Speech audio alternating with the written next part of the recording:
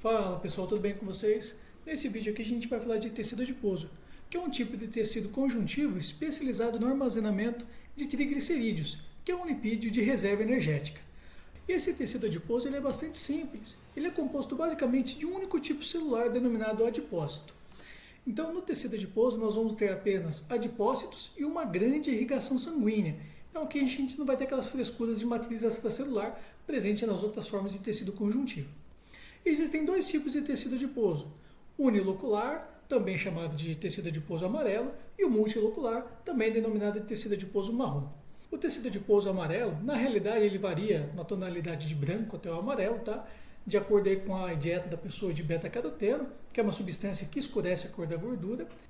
Esse tecido aqui, quando a gente nasce, a gente tem um pouquinho dele no corpo, e depois a sua quantidade varia ao longo da nossa vida.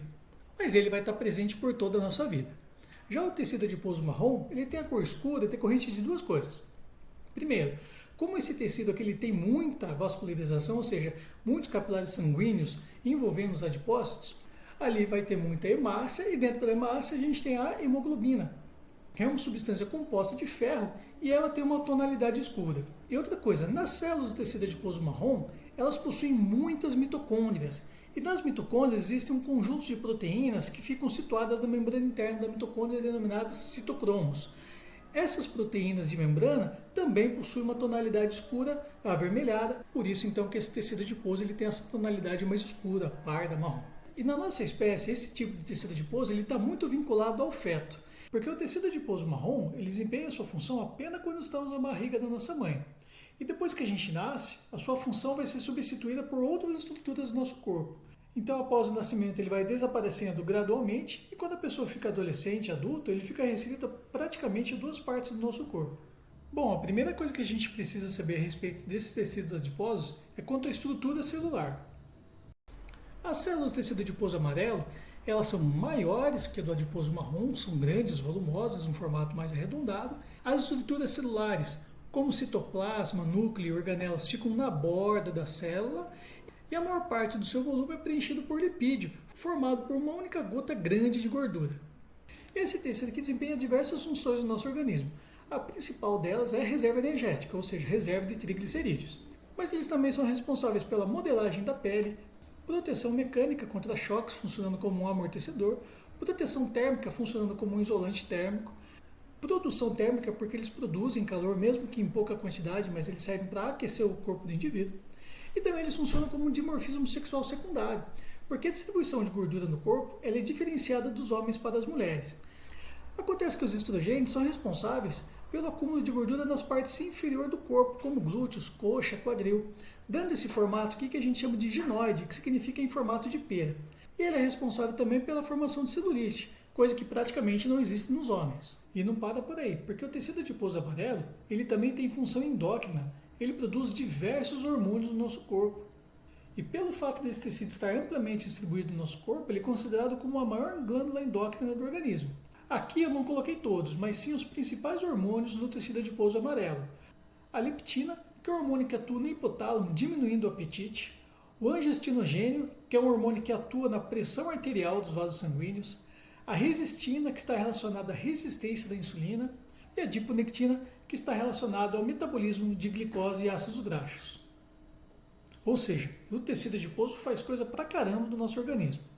Já o tecido adiposo marrom, ele é bem diferente em relação à estrutura celular, localização do corpo e função. Em relação à estrutura celular, os adipócitos são menores em tamanho e possuem várias gotículas lipídicas dispersas no interior celular.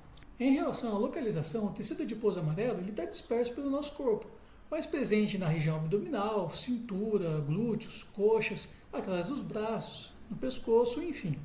Já o tecido adiposo marrom, ele é típico de feto e recém-nascido. Ele está presente em maior parte na região do pescoço, do externo, e também na região dorsal aqui do bebê.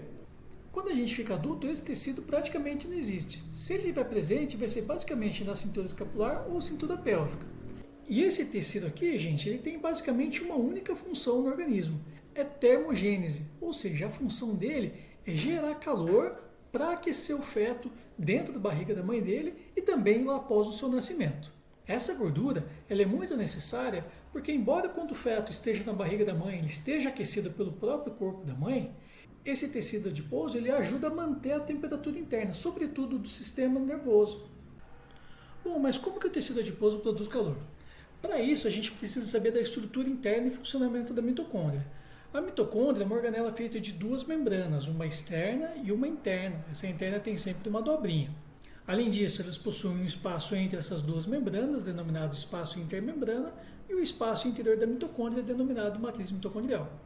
Quando vocês estudam lá na bioquímica os eventos de fosforilação oxidativa, também denominado cadeia respiratória, nesse procedimento, vem duas moléculas transportadoras de hidrogênio, denominado NAD e FAD, elas jogam seus hidrogênios nesse espaço intermembrana da mitocôndria. E aí o que acontece? Esses hidrogênios ficam acumulados nesse espaço intermembrana e eles só conseguem retornar para a matriz mitocondrial passando por um canal denominado complexo 5, ou ATP sintase. Quando eles passam por esse canal aqui dentro existe uma proteína em forma de catraca, ela gira com a passagem dos hidrogênios e nessa movimentação ocorre a formação de energia cinética, que é convertida em energia química para a formação de moléculas de ATP. Esse é o processo de fosforilação oxidativa para a geração de energia e formar moléculas de ATP. E para o tecido adiposo gerar calor é basicamente a mesma coisa, só que com uma única diferença. Em vez dos hidrogênios retornarem por esse canal, eles vão retornar por um outro canal na membrana interna da mitocôndria, que só é aberto por uma proteína denominada termogenina 1. Essa proteína termogenina 1 ela é exclusiva dos adipócitos marrons e ela é sempre estimulada pelo hormônio noradrenalina. Essa proteína termogenina 1 ela vai abrir um outro canal na membrana interna, aí os hidrogênios vão todos passar por ele, por esse canal. E quando passa por esse canal é que há geração de calor.